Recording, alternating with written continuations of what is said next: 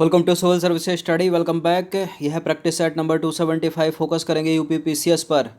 11 अक्टूबर को एग्ज़ाम है। सारे के सारे प्रश्नों को एक बार तो रिवाइज करके चलिए जाइएगा। करंट अफेयर्स का टेस्ट लगाते हैं, इंपॉर्टेंट है। चलिए स्टार्ट करते हैं। 150 प्रश्नों की संख्या है, काफ़ी अधिक है प्रश्न।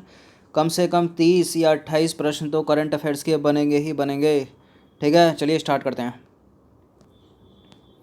तो क्वेश्चन नंबर 1 पर आ जाइए। केशवानंद भारती, जिनका हाल ही में निधन हुआ है, वह संविधान के किस भाग में बदलाव के लिए जाने जाते हैं? इंपॉर्टेंट है प्रश्न। संसदीय प्रणाली, नागरिकता, राज्य के नीति निर्देशक तत्व या मौलिक अधिकार बताइए।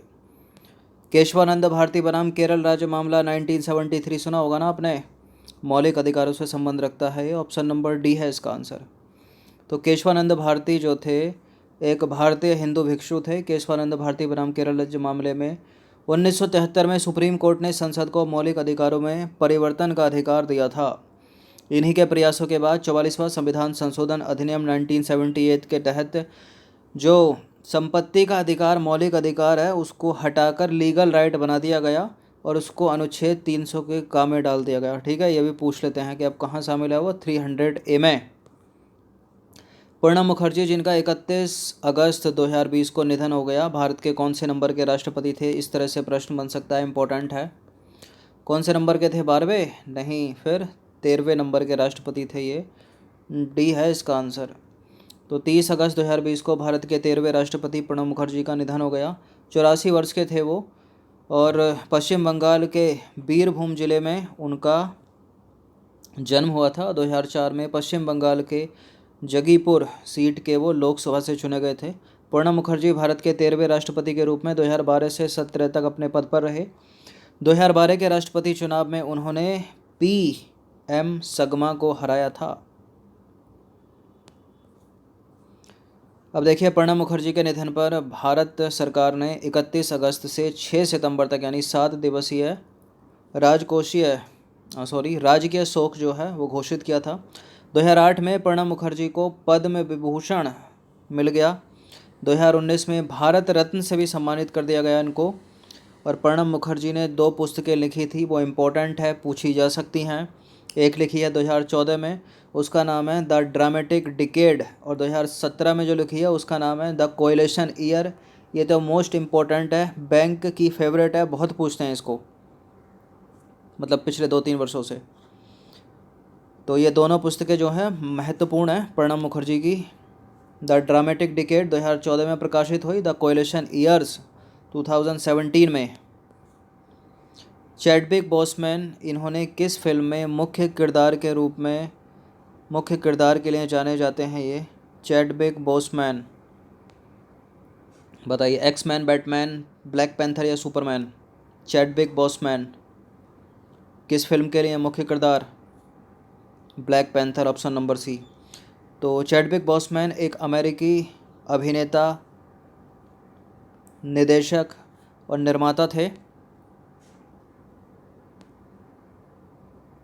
एक ही बात हो गई ना। अब देखिए, मार्वल सिनेमैटिक यूनिवर्स की फिल्मों में सुपर हीरो ब्लैक पैंथर की भूमिका निभाने के लिए जाने जाते हैं ये। इनकी पहली film the Ernie Davis story 2008 में रिलीज़ हुई थी। ठीक है, इनका नाम याद रखिएगा। क्वेश्चन नंबर 4 पर आ जाइए। लालजी टंडन का निधन हो गया हाल ही में, किस राज्य के राज्यपाल थे वो? लालजी टंडन का हाल ही में निधन हो गया, वो मध्य प्रदेश के राज्यपाल थे। ऑप्शन नंबर डी है इसका आंसर। तो मध्य प्रदेश के राज्यपाल और लखनऊ से वो पूर्व सांसद थे लालजी टंडन। 21 जुलाई 2020 को निधन हो गया इनका। और 2009 में सांसद चुने गए थे लखनऊ सीट से वो। और 20 जुलाई 2019 को मध्य प्रदेश के राज्यपाल नियुक्त हुए थे। क्वेश्चन नंबर 5 पर आ जाइए। 7 एक पूछा जा सकता है, एक भी मृत हस्ती कोई भी पूछी जा सकती है। 7 सितंबर 2020 को जयप्रकाश रेड्डी का निधन हो गया, कौन थे वो? 7 सितंबर 2020 को जयप्रकाश रेड्डी का निधन हो गया, कौन थे वो? अभिनेता थे जयप्रकाश रेड्डी, तेलुगु फिल्मों के मशहूर अभिनेता थे। 74 वर्ष की आयु में इनका निधन हो गया। उन्होंने अपने करियर की शुरुआत की थी फिल्म किससे? ब्रह्मपुत्रुदु से। ठीक है, जयप्रकाश रेड्डी की आखिरी फिल्म कौन सी है?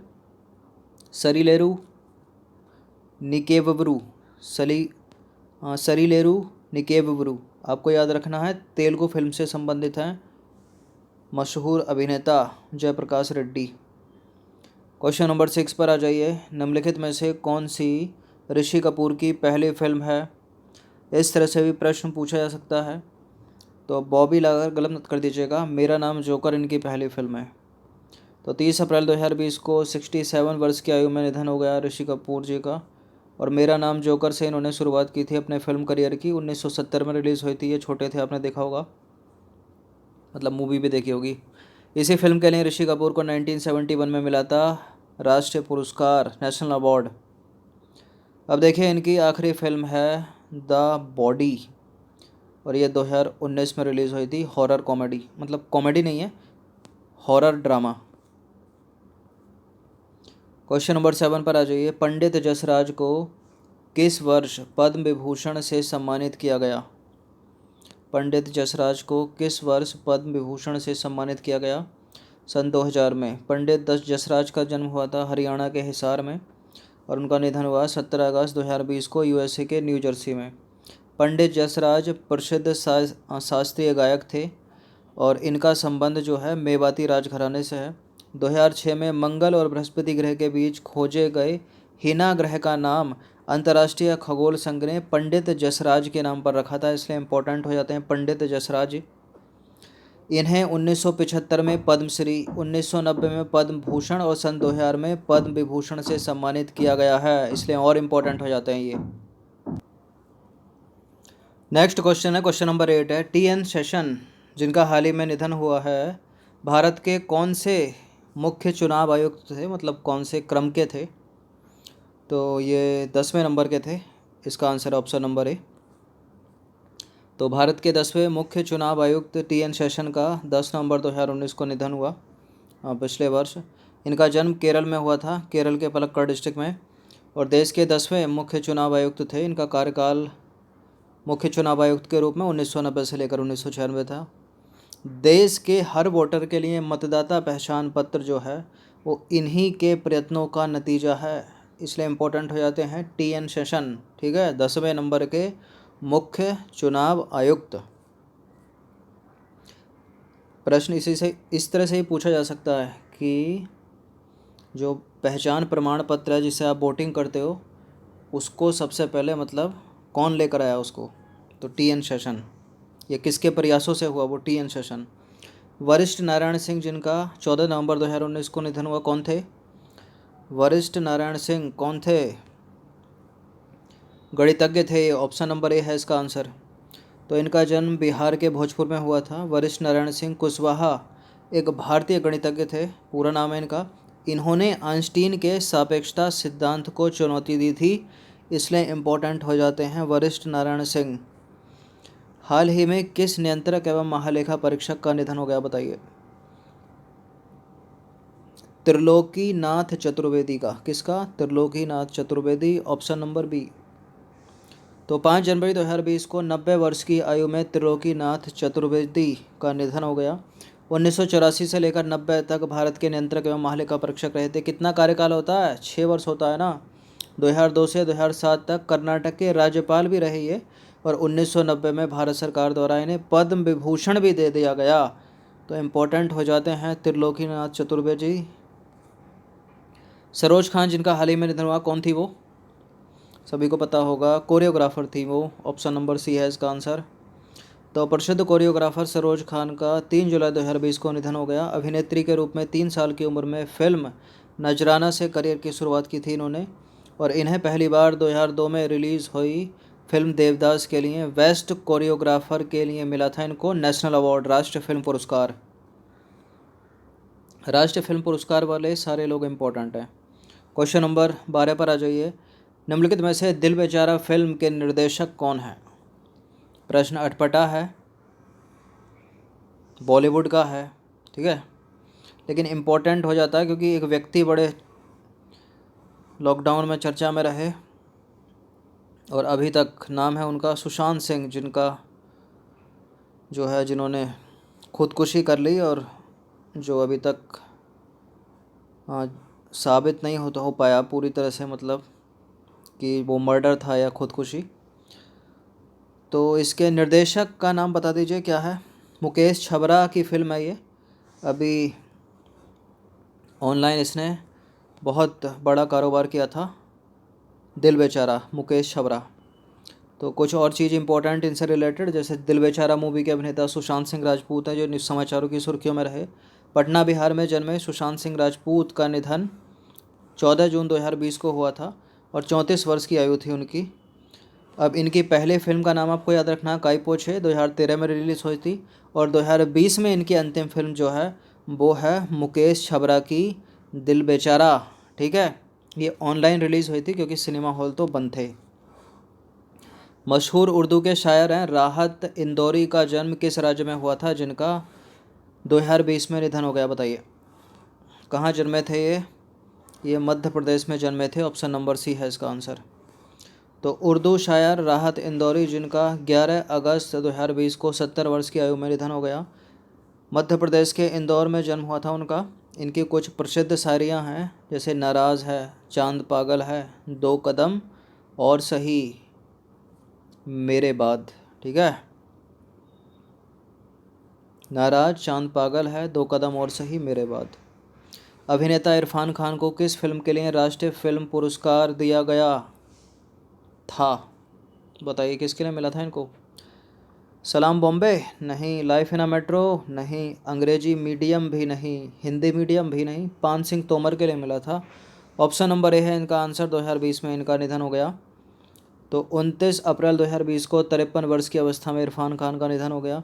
इनकी पहली फिल्म सलाम बॉम्बे 1988 में रिलीज़ हुई थी और आखिरी फिल्म थी इनकी अंग्रेज़ी मीडियम 2020 में। ठीक है, इरफान खान को 2011 में पद्मश्री से सम्मानित किया जा चुका है और 2012 में इनको पान सिंह तोमर के लिए राष्ट्रीय फिल्म पुरस्कार मिला था।